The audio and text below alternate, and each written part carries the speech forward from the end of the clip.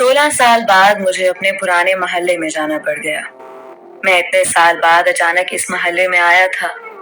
सब कुछ बदल चुका था। ये वो मोहल्ला था जहां मैंने अपना बचपन, अपनी जिंदगी गुजारी थी। फिर अब्बू का तबादला हो गया और हमने ये शहर हमेशा के लिए छोड़ दिया था। और आज जब इतने साल बाद एक बार फिर इसी मोहल्ले में वापस आया हूँ, तो ऐसा लगता है जैसे कुछ भी पहले जैसा नहीं है। मैं पुरानी गलियों में चलता जा रहा था। वहां कोई मुझे नहीं जानता था। चलते चलते एक पुराने घर के सामने मेरे कदम खुद ब खुद रुक गए। उस घर की सारी दीवारें टूट चुकी थी और दरवाजा भी पुराना हो चुका था। इस घर को देखकर मुझे बहुत कुछ याद आने लगा। वो हमारे पड़ोसियों का घर था और मैं बचपन और जवानी में भी अक्सर उनके घर खेलने जाता था। सच पूछें तो खेलना सिर्फ एक बहाना था। मैं असल में शबाना को देखने जाता था। शबाना बहुत खूबसूरत और मेरी सबसे अच्छी दोस्त थी। दोस्त वो सिर्फ बचपन तक थी। जब मैं कुछ बड़ा हुआ तो मुझे उससे प्यार होने लगा था। वो भी मुझसे बहुत प्यार करती थी। फिर हम लोग हमेशा के लिए ये मोहल्ला छोड़कर चले गए थे और शबाना यहीं रह गई। शबाना की एक बहुत अच्छी दादी भी थी जो मुझे बेटे की तरह प्यार करती थी और मैं भी उन्हें अपनी सगी दादी की तरह समझता था। मगर अब तो कुछ भी नहीं रहा था। शायद उसकी शादी हो गई हो और अब तो उसके बच्चे भी हो चुके हों। इतने साल जो गुजर चुके थे। और उसकी दादी तो अब यकीनन फौत हो चुकी होंगी, क्योंकि वो तो उस वक्त बहुत बूढ़ी और कमजोर थी। और अब तो इतने साल गुजर गए और मुझे इस बात पर भी यकीन नहीं था कि ये घर अब भी उन्हीं का है या वो भी ये घर छोड़कर चले गए थे। फिर भी बेइख्तियार मैंने दरवाजा खटखटाया। थोड़ी देर बाद दरवाजा खुला और जिसने दरवाजा खोला था उसे देखकर मेरी सांस गले में अटकने लगी। मैं सदमे और हैरत से उसे देखे जा रहा था। वो शबाना थी, बिल्कुल वैसी शबाना जैसे मैं उसे छोड़कर गया था। वो बिल्कुल नहीं बदली, ना उसका चेहरा, ना उसका रंग और ना ही उस पर वक्त गुजरने का कोई असर हुआ था। वो अभी भी वैसी ही खूबसूरत और जवान थी। मुझे देखकर उसने उदासी से कहा, तुम आ गए बासित। मैं इतने सालों से तुम्हारा इंतजार कर रही थी। तुम यूं बिना बताए चले गए थे। ऐसे भी कोई जाता है क्या? मैंने उसकी बात सुनकर कुछ शर्मिंदगी से सर झुका लिया और माजरत करते हुए बोला, आई एम सॉरी शबाना। उस वक्त हालात ही कुछ ऐसे थे और यही वक्त का फैसला था कि हम दोनों जुदा हो जाते। मेरी बात सुनकर उसने अपनी आंखें साफ की और बोली, चलो अभी यहीं खड़े रहोगे या अंदर भी आओगे? शबाना की बात पर मैं अंदर उनके घर में चला गया। उनका पुराना घर बिल्कुल वैसे था जैसे 16 साल पहले था। कुछ भी नहीं बदला था।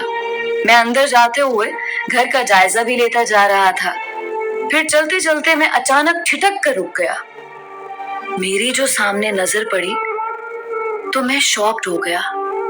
सामने एक चारपाई पर शबाना की दादी बैठी थी। मैं उसकी दादी को जिंदा देखकर हैरान था। इतने साल बाद ना सिर्फ वो जिंदा थी बल्कि वैसी की वैसी सेहतमंद थी। मैं आंखें फाड़े उन्हें देखे जा रहा था।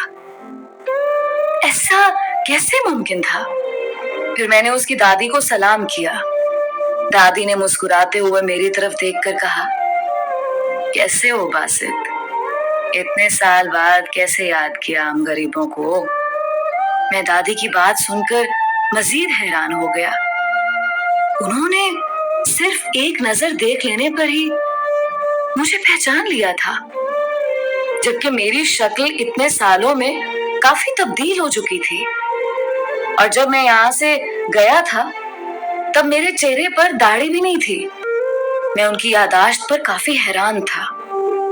पता नहीं क्यों, लेकिन मेरा दिल कह रहा था कुछ गलत है।